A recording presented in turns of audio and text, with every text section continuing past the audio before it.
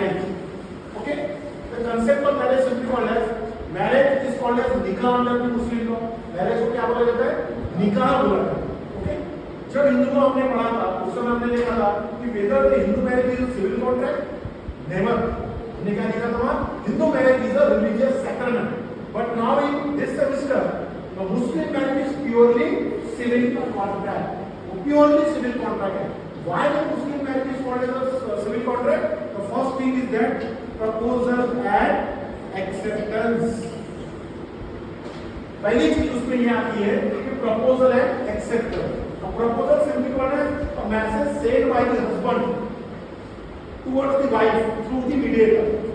अब क्या हो रहा है बीच में मौलवी बैठे रहते हैं, उनके पास मैसेज लड़का भेजता है और मौलवी को मैसेज पास करते हैं लड़की वालों की तरफ. फिर लड़की को पूछा जाता है कि भाई ये फलाना व्यक्ति आपसे शादी करना चाहते हैं, what is your opinion? She except by pronouncing 3 time कबूल कबूल एंड कबूल. अब जब उसने कबूल बोल दिया तो जिसने प्रपोजल भेजा उसको पता तो होना चाहिए. तो फिर उधर से भी मैसेज आता है कि मैंने तो कबूल कर लिया, तो क्या ये मेरे से शादी करने तैयार है? फिर वो मैसेज मीडिएटर पे आता है, फिर मैसेज लड़के के तरफ जाता है. तो फिर लड़का वो प्रपोजल को काउंटर आंसर क्या देगा? कबूल कबूल एंड कबूल. जैसे दोनों साइड से 3 टाइम्स कबूल आता है, मैरिज इज कंफर्म. ओके, अब ये हो गया पहला प्रपोजल एंड एक्सेप्टेंस. दूसरा आता है witnesses.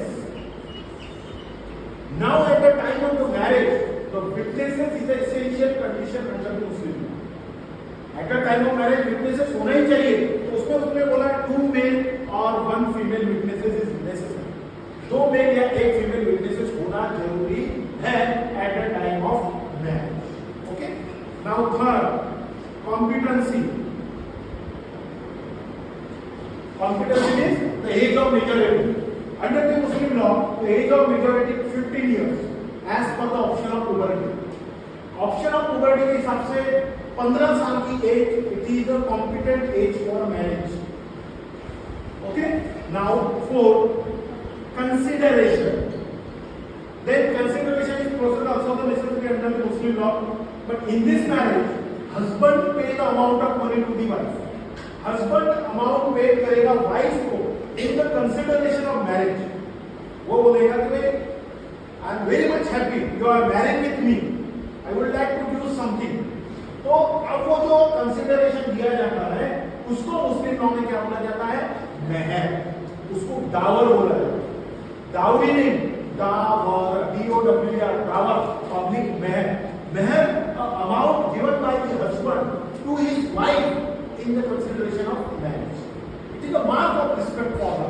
Okay, that's why the Muslim marriage is called as the civil contract. इसीलिए मुस्लिम मैरिज को क्या बोला जाता है?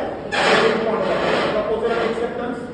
Proposal भेजेगा लड़का, उधर से acceptance आएगा, फिर भी अपना acceptance देगा. Second one, witnesses, necessary condition, competency, the age of majority is a 15 year, 15 साल. Okay, ध्यान में रखना है. 15 year age is the age of majority. Okay, as per the option of puberty. Now for consideration. Consideration is also necessary, but it is called as the mahar. It is called as the dower, and that particular consideration given by the husband to his wife in the consideration of marriage. It is called as the Muslim marriage. And Muslim marriage is purely civil contract. Okay, Muslim marriage divided into the 3 different categories. First one, regular, irregular, void, valid. Everyone then a valid marriage also. Valid marriage are those marriage which is fulfill all the 4 conditions. Valid marriage कौन से होते हैं? जो marriage में ये पूरी condition fulfil की, proposal acceptance properly हुआ, उसके बाद में विटनेसेस प्रॉपर थे, उसके बाद में as okay, then consideration fulfil. Then the marriage fulfill all the 4 essential conditions as per the Muslim personal law, which is called as the valid Muslim marriage. Okay? अब दूसरा आता है void Muslim marriage. अब Muslim marriage void कब होगा? तो उसके भी 4 condition. First one, polyandry. Second one, consanguinity. Third one, affinity. And fourth one, foster.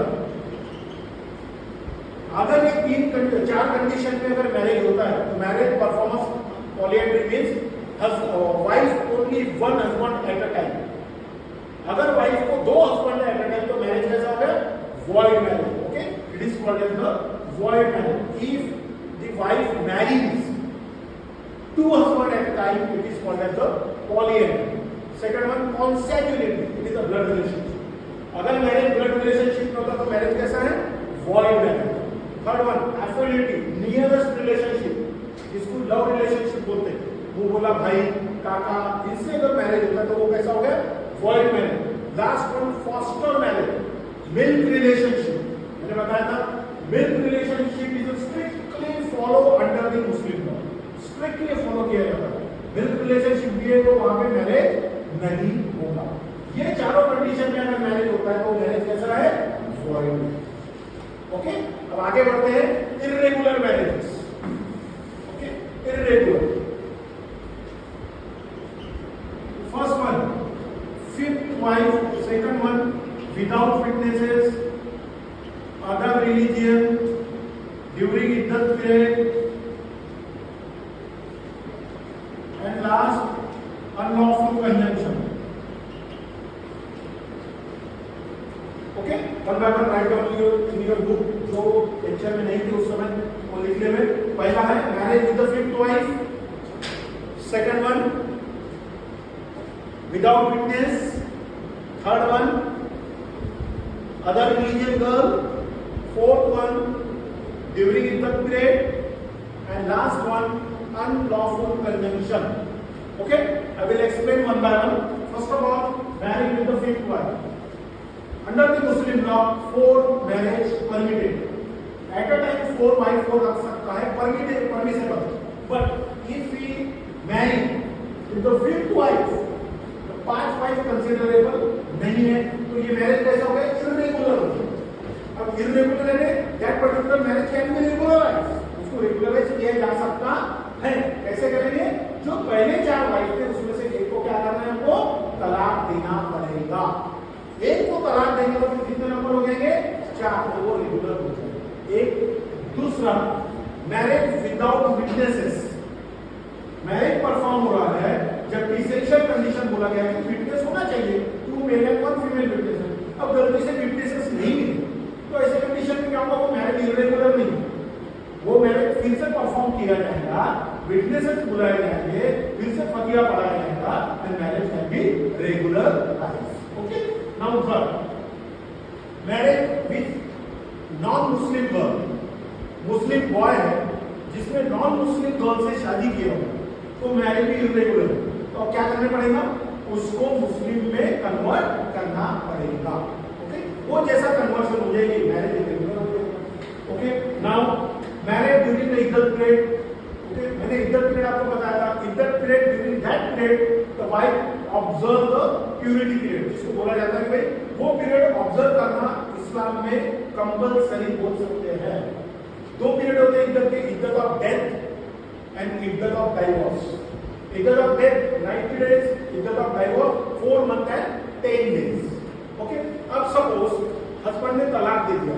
पहले हस्बैंड ने तलाक दे दिया, वाइफ ने 4 months 10 days फॉलो नहीं किया, उसके बीच में शादी कर ली तो मैरिज इरेगुलर. अब उसको रेगुलर करने के लिए क्या करना पड़ेगा? 4 months 10 days का पीरियड क्रॉस होने पड़ेगा. जैसे ही 4 months 10 days का पीरियड क्रॉस होता है, शी लॉफुली रीमैरिज, वो लॉफुली रीमैरिज कर सकती है. ओके, फिफ्थ वन है अनलॉफुल कंजंक्शन. अब अनलॉफुल कंजंक्शन ये होता है कि एक मुस्लिम मेल जो कि मैरिज करना चाहता है, वो दोनों सगे ट्विन सिस्टर से अगर शादी कर लेता है, गलती से ट्विन सिस्टर है वो दोनों से शादी कर लेता है, तो ऐसे कंडीशन में ब्लड रिलेशन में आ गए तो वाइड में नहीं आएगा, वो इरेगुलर में आएगा क्योंकि उसका सोल्यूशन है ना. वाइड मैरिज में सोल्यूशन नहीं है, इसके सोल्यूशन अवेलेबल है. 5 शादी करता है तो सोल्यूशन है, एक डाइवोर्स हो. विदाउट विटनेसेस है, सोल्यूशन है, विटनेसेस ला लो. आफ्टर अदर रिलीजन के लड़की से शादी करता है तो नो प्रॉब्लम, सोल्यूशन है, उसको अपने इसमें कन्वर्ट कर दो. ड्यूरिंग इद्दत पीरियड में भी अगर रॉन्ग अगर गलती से शादी हो जाती है तो उसके लिए भी सोल्यूशन है, इसको इद्दत पीरियड फॉलो करने दो. और ये अनलॉफुल कंजंक्शन के लिए ऑप्शन है कि भाई दोनों बहनों से वो अगर शादी कर लेता है तो ऑप्शन है, दोनों से एक को क्या करना पड़ेगा? तलाक देना पड़ेगा. तो ये जो मैरिजेस है, it is called as the irregular marriages under Muslim law. Got it? कोई दिक्कत? Marriage is called as a nikah. Muslim marriage is called as civil contract. 4 condition ध्यान में रखना है: proposal and acceptance, consideration, witnesses और competency. Okay. फिर void और valid marriage ध्यान में रखना है. फिर रेगुलर मैरिज ध्यान में रखना है. वॉइड मैरिज में 4 कंडीशन है: पॉलीएंड्री, कॉन्सेग्युनिटी, एफिनिटी और first trust. Okay. Irregular marriage में 5 condition: fifth wife, other religion, witness, iddat period and unlawful conjunction. Okay. This is called as the Muslim marriage. इसको क्या बोला जाता है? मुस्लिम मैरिज बोला जाता है. Okay. This is the person. 3 times कुबूल is compulsory. Just like a 3 time तलाक. तलाक तलाक है तलाक. वैसे ही 3 बार कुबूल बोलना पड़ेगा. कुबूल है. इट इज कॉल्ड एज निकाह. निकाह बोला जाता है और निकाह नामा पढ़ाया जाता है. Okay. No need to register. Muslim marriage no need to register. वहीं पे रजिस्ट्रेशन है. निकाह नामा जिसको बोला जाता है. एक रजिस्ट्रेशन जैसा सर्टिफिकेट होता है मस्जिद का, उसपे दोनों की साइन, विटनेस की साइन और जो मौलवी जैसा हिंदू माइथोलॉजी पंडित उसमें मौलवी रहते हैं, वो पढ़ाते तकिया, तो वो भी साइन करेंगे. वो होता है निकाहनामा. इसमें register in the particular nearest मस्जिद. जहाँ पे नियरेस्ट मस्जिद के बाद आपका मैरिज हो रहा होगा वहाँ पे वो रजिस्टर होता है. There is no need of registration. Okay. It is called as the marriage, the concept of marriage. Anybody have the difficulties?